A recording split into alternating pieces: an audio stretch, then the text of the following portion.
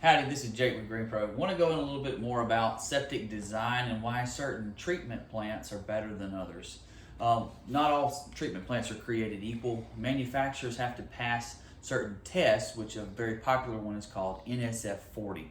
NSF 40 is basically a 6-month-long test where the system is checked to make sure it meets the criteria that the manufacturer says that it's going to meet.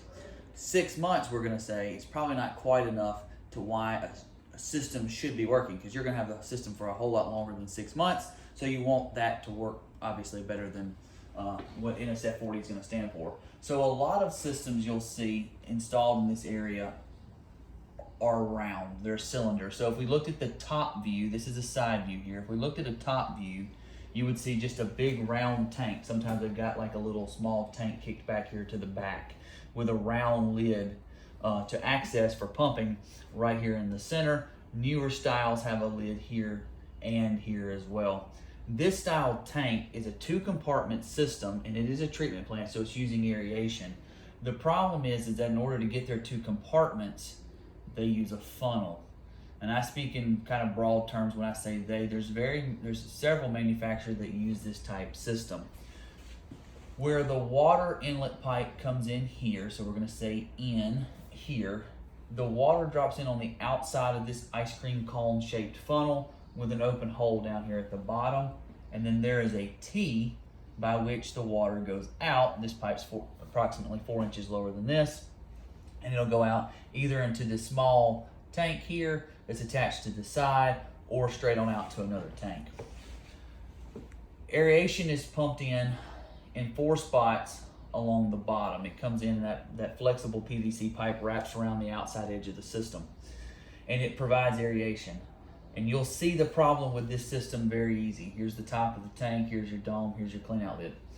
There's no surface area here. You've got literally about 6 to 8 inches of gap from the edge of the tank to this edge of this cone.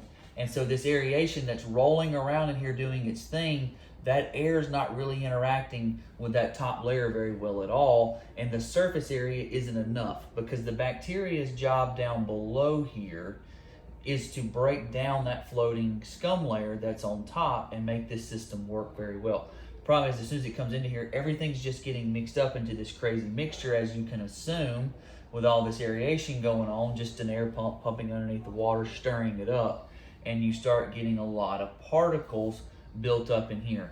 And what's going to happen is since the proteins in the wastewater aren't breaking down fast enough over here, because of that, you get a foamy, frothy, nasty layer of buildup around this outlet pipe. This stuff is very dense, no oxygen, high levels of waste in this that then are either going to go out this pipe and straight into the environment, or there's sometimes a pump put here or in a whole nother tank over to the side, and those floating solids make their way into this tank and either clog the pump up here, or in the case of this other tank, clog the pump up here. So if you've got a spray irrigation system, you've got this style system, this is why this type system doesn't work very well, is because it's going to bypass these solids.